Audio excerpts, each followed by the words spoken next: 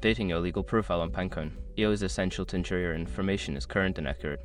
Follow these steps to make the necessary updates. Step 1. Login. Visit the Pinecone EO website and enter your credentials to log into your account. Make sure you have your username and password ready. Step 2. Navigate to Profile Settings. Once logged in, locate the Profile or Account Settings section. This is usually found in the top right corner of the home page or in the main menu. Step 3. Access Legal Profile. Within the profile settings, find the option labeled Legal Profile or similar. Click on this option to access the section where you can update your legal information. Step 4. Update information. Don't continue before doing this. A lot of online accounts end up exposed in breaches without people even realizing it. Use Srug to constantly monitor your email and accounts and get alerted immediately if your information gets leaked online.